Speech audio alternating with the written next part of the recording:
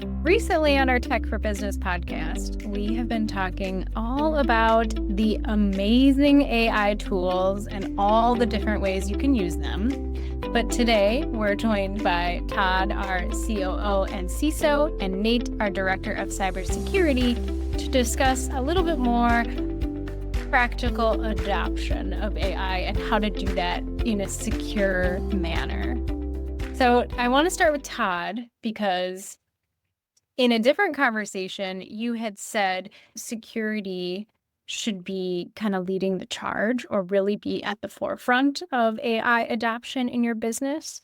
So I wanted you to talk a little bit more about why you believe that, why you think the cybersecurity team should really be in it or leading the charge. I guess would somewhat depend on your organization, but I would say Sure. in most organizations, you probably do not have somebody who necessarily is high up in enterprise risk or potentially privacy. And so in most instances, I think that's largely going to fall on the security team. So at CIT, that would be true as well. We don't have enterprise risk. We're not quite large enough to do that.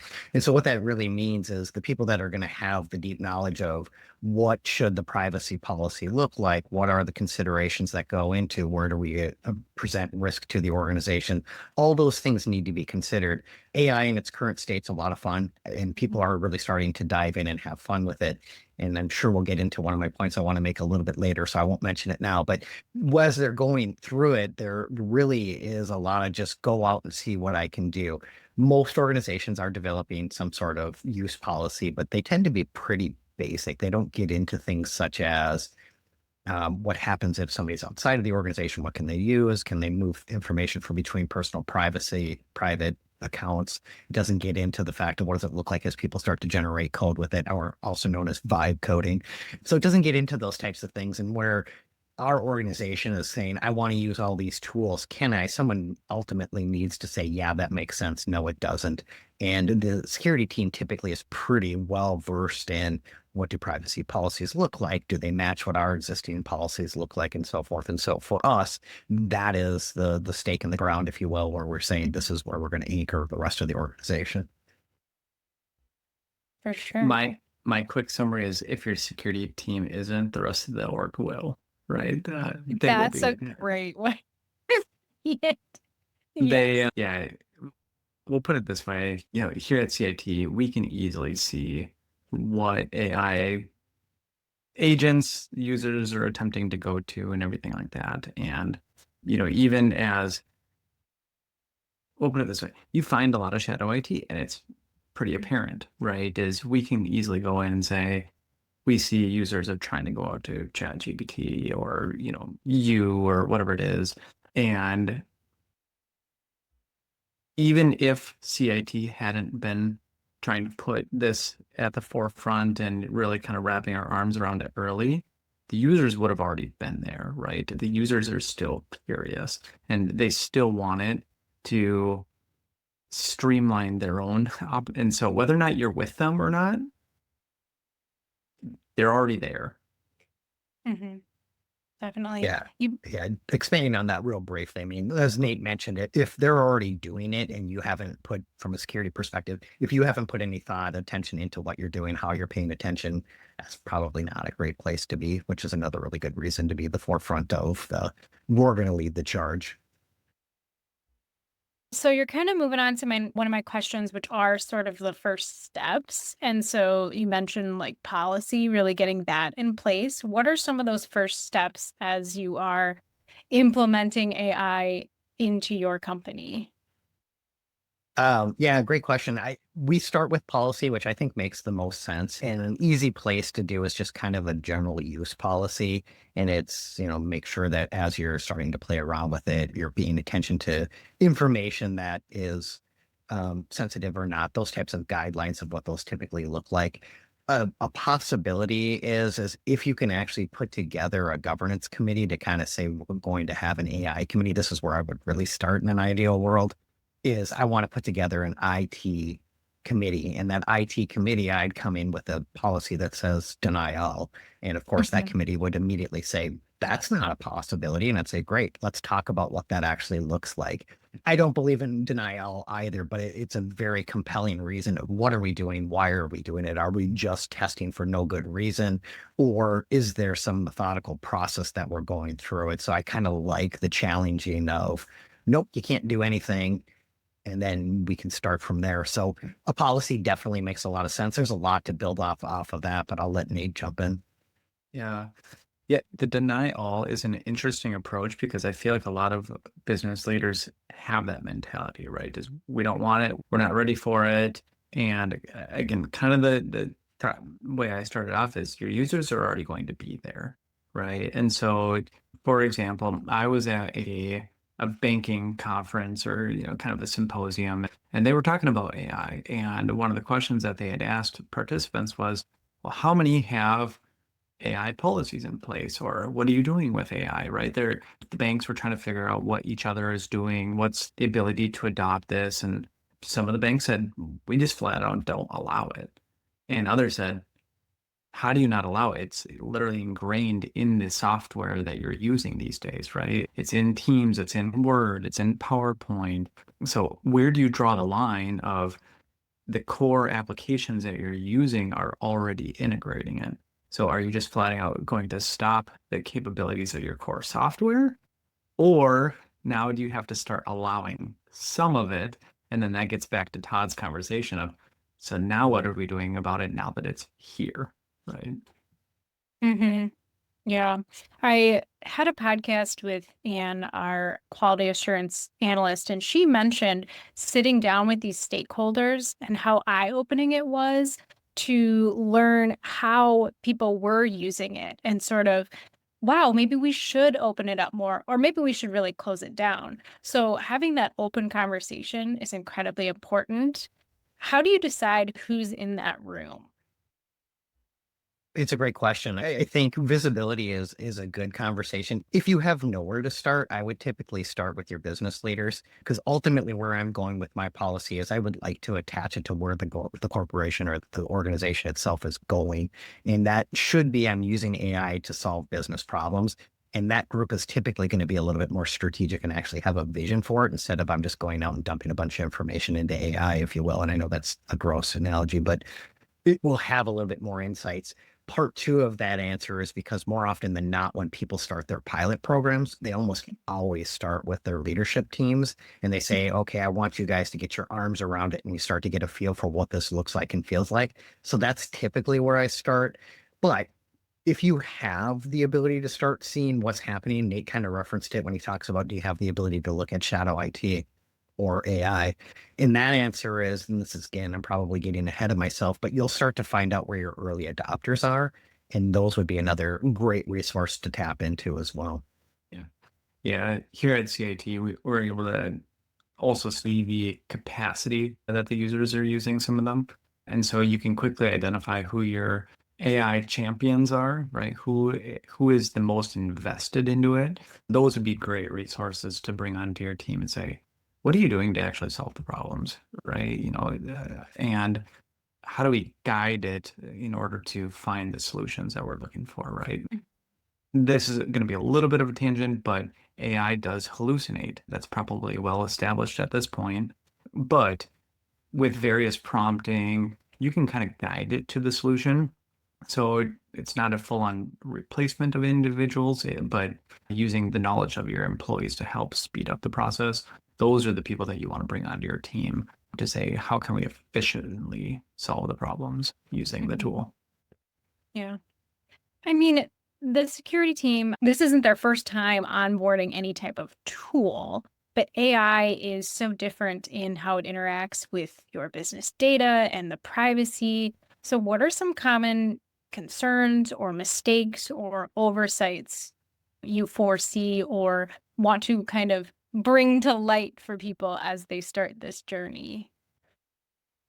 Probably the biggest thing is just who has access to the data, right? Is the way that these AI tools work is they have access to data, they scan data, they index the data, and they pull it all together and try and make sense of it, right? And so when you are taking a look at these tools, it's going to be, there's data that goes in, it uses that data to then train the models to become a little bit better.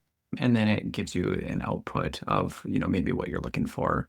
So there are, if you're using one of the, let's say it's a free solution, right? You taking data and you're giving it to them to then get some type of output. In the meantime, again, you're giving them the data to do better training on your data. So the key concern there is, do I have, intellectual property, personally identifiable information, healthcare info, right? Is some type of sensitive info that should not be indexed or trained or viewable by someone else, because that data may at some point get spit out to someone else as well.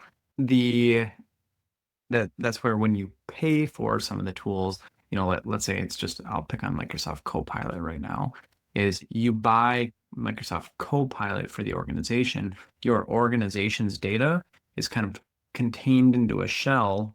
It does not get used to train other models that maybe another organization could pull from.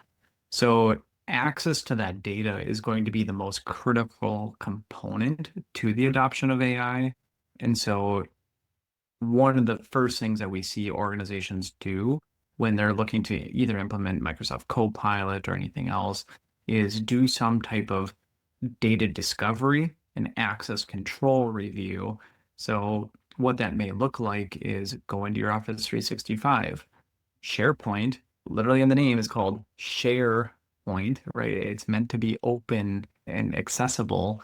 And so when you are uploading maybe your corporate data to SharePoint, maybe everyone has access to that. Is your board members uploading meeting minutes, corporate, ledger, anything like that?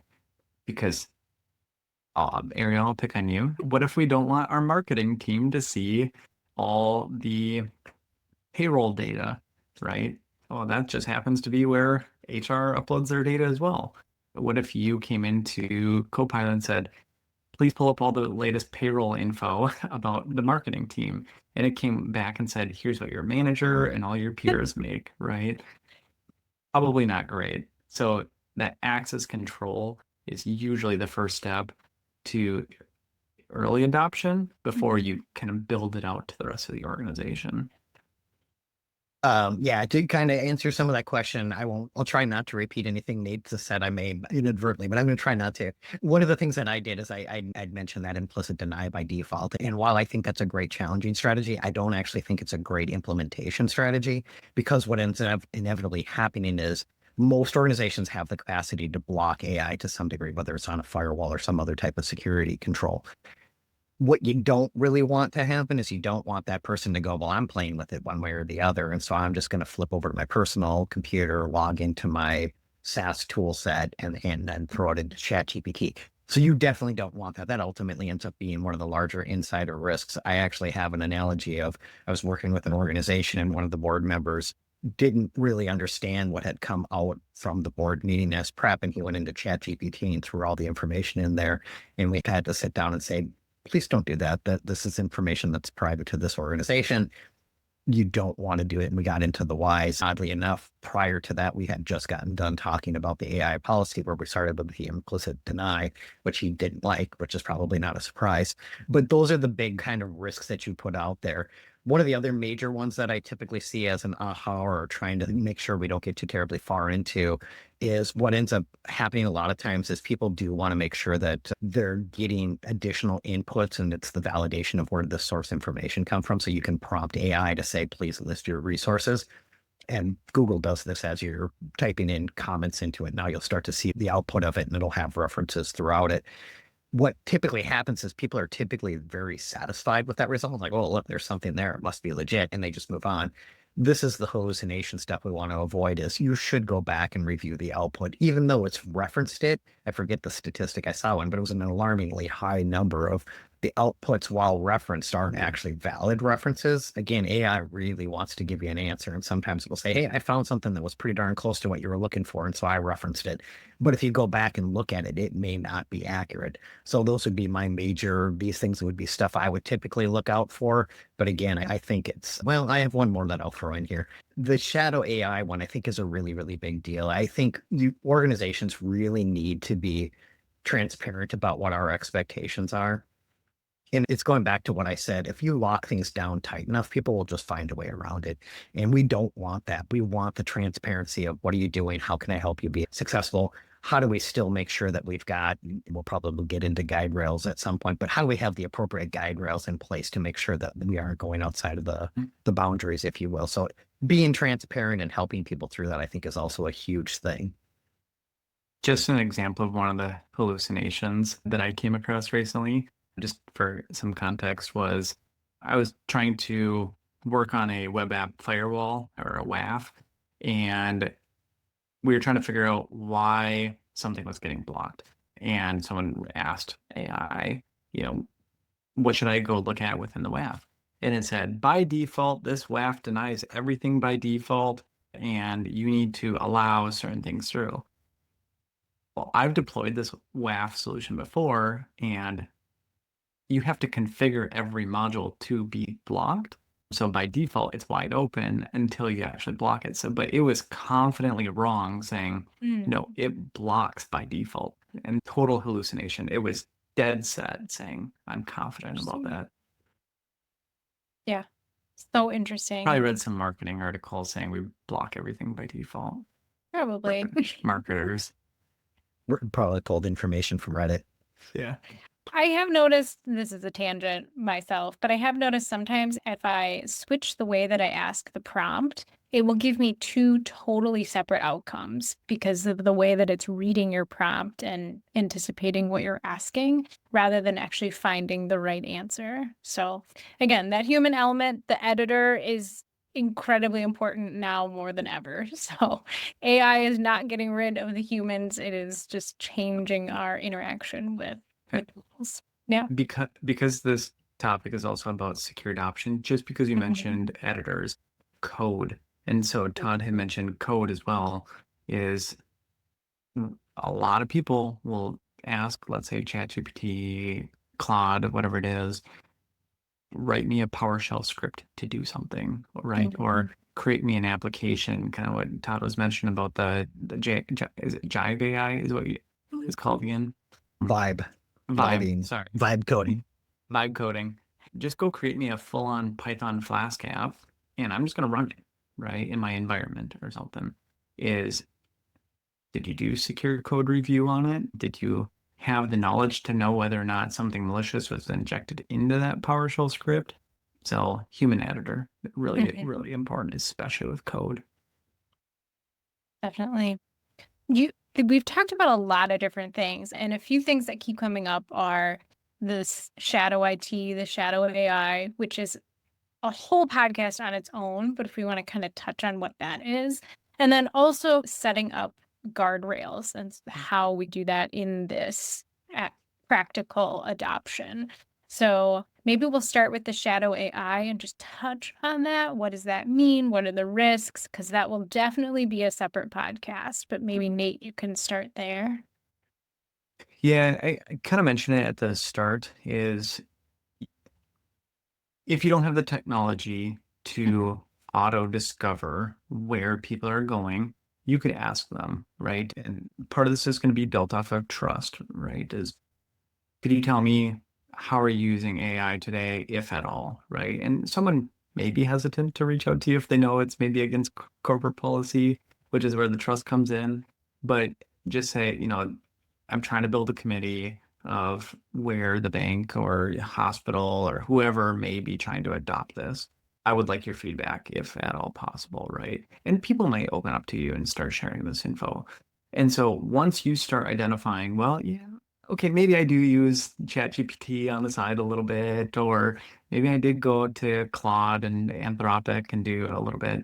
Now you can start diving a little bit deeper into how are you retrieving info? Are you processing info, doing analytical comparisons? What is it that you're trying to accomplish here? Now, if you have the technology, so this is where oftentimes we'll talk about like cloud access security brokers, CASBs, that is a CASB, sorry, or a SASE or SSEs, which are now like security service edge. There's these cloud technologies that are inspecting the traffic kind of going in and out of your environment to these cloud applications, and you can see how much bandwidth is being uploaded, how much is being downloaded. Sometimes you can even see the prompts that are being injected into the AI tools, or just how many transactions and duration are people interacting with these AI tools.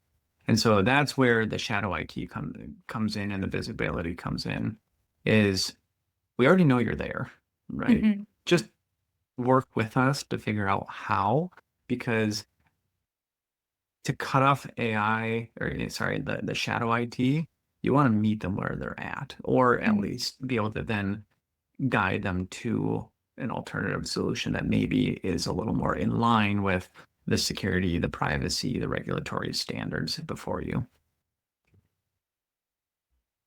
Yeah. Again, I think that's all a whole other podcast on its own because it's such a big, broad topic. But getting back to this practical application, I don't know, Todd, if you'd be willing to talk a little bit more about setting up guardrails, and then even a little bit of, as a business, how do you keep that transparency to your customers? We talked about AI policy and employees, but how do you now externally make sure that you're being transparent? Yeah, it's a really good question. As this is expanding and it's going, I'm sure everybody knows at this point, but it's expanding at a remarkable rate and people are really getting excited about it. Again, kind of gets into the shadow AI field in general as people are trying to find ways to make it successful for them. And so you do need to set some sorts of guide rails, some basic things. One of them is obviously the policy we talked about first, but then there are some additional stuff as you start to get a little bit further into it. Some of these tools are still in development, but one of the things that I'd mentioned to Nate months ago is one of the things I'm concerned about is what we're referring to as non-human identities. And what that means is as we start to get into agentic AI, you're starting to have AI do specific things and you need to be able to monitor it. So an example of a great guide rail for that is you have a specific entity for that particular tool set. So if it's doing one thing in particular, you've given it permissions, but only those permissions. So it can't talk to other applications. It can't potentially send information outside the organization. So you create that identity and you make it specific to that one agent. You want to make sure that you're not sending it beyond that. I know that one's a little bit more broad, but there are a bunch of other things too. Is again, you can start looking into, as I'm pulling in my data, what do you do with it? And this will get into other things like, is it a SaaS AI tool set or is it internal? There are a lot of tools that you can bring into your own organization. And once those are inside, you have a lot better controls over what you do with it. But if you're looking at tools outside of your organization, the privacy stuff is what I'm really looking at. It's still relatively early in the process where we're at. If you look at the US, there's several states that are working on specific privacy policy. California, Chicago, well, Chicago's not a state, sorry. California, New York, a variety of things like that. They're starting to build those out. And while that's interesting, there's also been some rumblings about on the federal level, those may be banned. However, on other parts of the world, such as the EU, they actually do have strong AI policies of what they're looking for. And so what they're saying is if you're going to have certain data that's completely exposed, it has to be anonymized, or you potentially have to have the geo restrictions that this data can only live here. You have the right to be forgotten, all those types of things. So those would be other guide rails that you'd want to be looking at and considering as you start to build these things out. What am I doing with the data? How do I want to share it? Does it go outside the organization? Does it get shared with a third party? You still have to dig through all these kinds of things. We'll probably expand on this too as you start to look at vendors, but I'll pause there and let Nate jump in as well.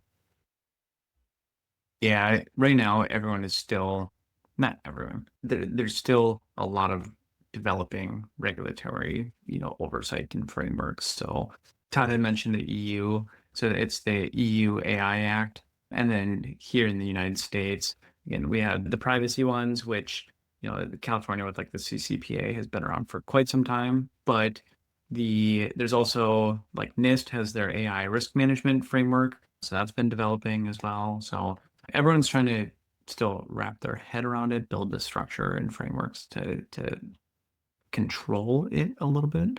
So you don't have to reinvent the wheel is really what we're trying to say, right? Is collectively the world is figuring it out, but to bring it into your organization, everyone's still a little bit weary, especially if you're in a regulated space, is what are the auditors or the assessors going to say about some of this stuff?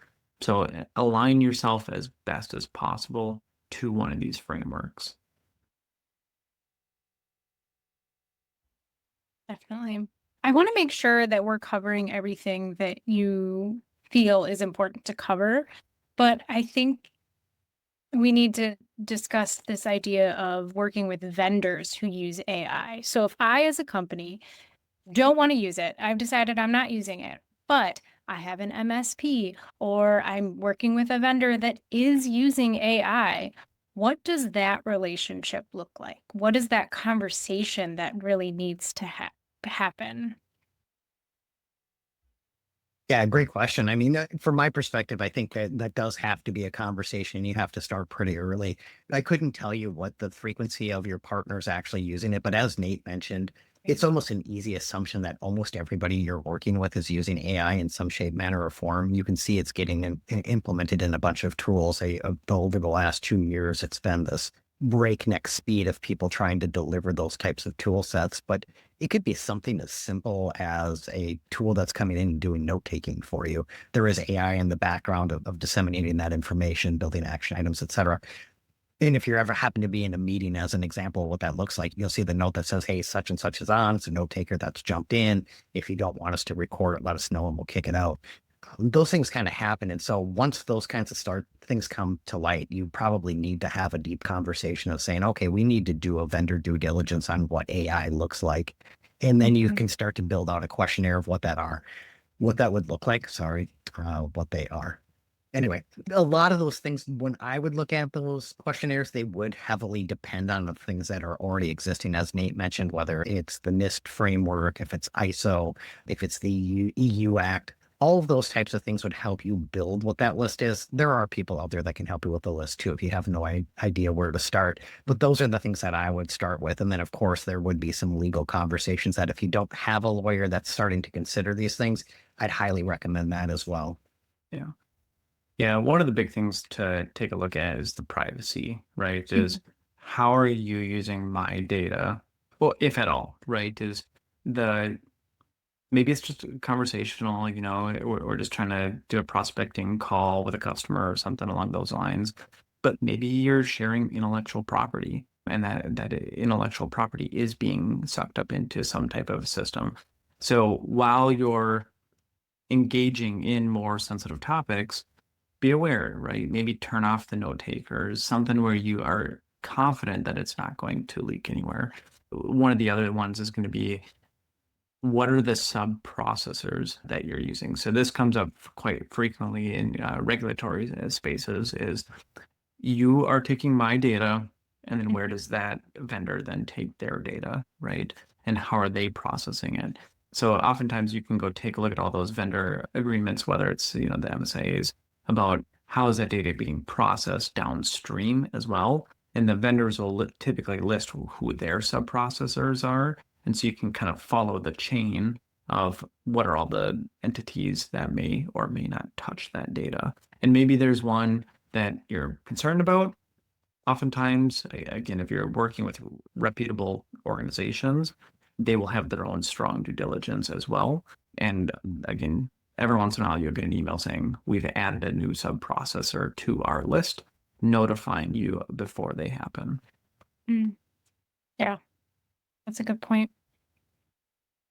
Is there anything that we didn't cover? Because this was a very broad overview, and I think we could dive deep into any of these topics, but I want to make sure that we get the basics covered that you both feel when you're starting this journey.